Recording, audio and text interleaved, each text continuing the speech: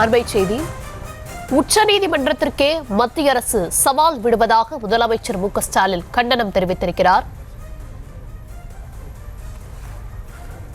மசோதாக்களுக்கு ஆளுநர்கள் ஒப்புதல் அளிக்க காலக்கெடு விதித்திருந்தது உச்சநீதிமன்றம். இந்த நிலையில் உச்சநீதிமன்றத்திற்கே மத்திய அரசு சவால் விடுவதாக முதலமைச்சர் மு க ஸ்டாலின் கண்டனம் தெரிவித்திருக்கிறார்.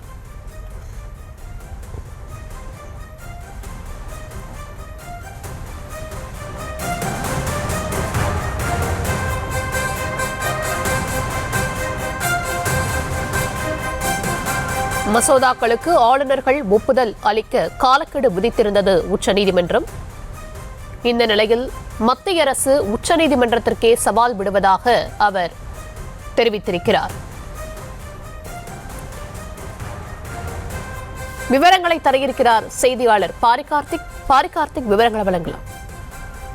வணக்கம். தமிழ்நாடு ஆளுநர் வழக்கு மற்றும் பிற முன்னுதாரணங்கள் அடிப்படையில் உச்சநீதிமன்றம் தீர்த்து வைத்துள்ள அரசியலமைப்பு நிலைப்பாட்டை தகர்க்க முயற்சிக்கும் மத்திய அரசினுடைய குறிப்பாக இந்த ஜனாதிபதி குறிப்பை வன்மையாக கண்டிக்கிறோம் என்று தற்போது தமிழ்நாடு முதலமைச்சர் தன் எக்ஸ் பக்கத்தில் தெரிவித்திருக்கிறார். மேலும் மக்களின் ஆணையை குறைமதிப்பிற்கு உட்படுத்தும் வகையில் பாஜகவின் கட்டளைப்படி தமிழக ஆளுநர் செயல்படுகிறார் என்பதை இந்த முயற்சி தெளிவாக அம்பலப்படுத்தும் என்றும் முதலமைச்சர்கள் தெரிவித்திருக்கிறார்.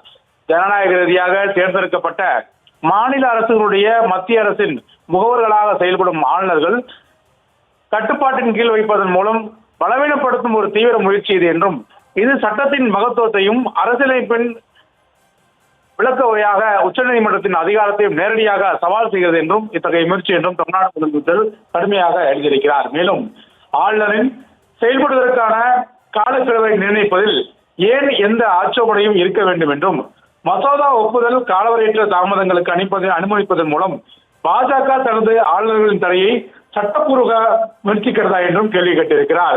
பாஜக அல்லாத மாநில சட்டமன்றங்கள் முடக்க மத்திய அரசு விரும்புகிறதா என்றும் கேள்வி கேட்டிருக்கும் முதலமைச்சர் அவர்கள், நமது நாடு ஒரு முக்கியமான கட்டத்தில் உள்ளது என்றும், இந்த குறிப்பில் எழுதப்பட்டுள்ள கேள்விகள் அரசியலமைப்புடைய அதிகார பகிர்வை வைத்து எதிர்க்கட்சி ஆதிக்க செலுத்தும் வகையில் மாநில சட்டமன்றங்களை செயலிழக்க செய்வதில் பாஜக தலைமையிலான மத்திய அரசினே இந்த நோக்கத்தை வெளிப்படுத்துகிறது என்றும் தெரிவித்திருக்கிறார்.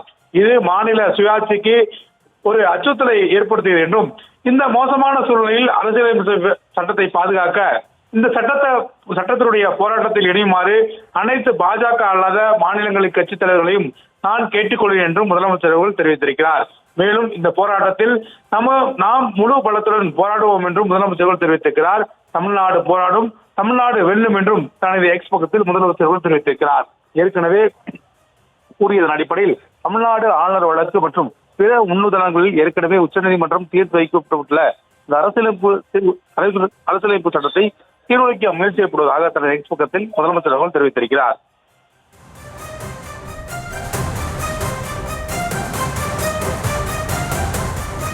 விவரங்களுக்கு நன்றி பார்க்க.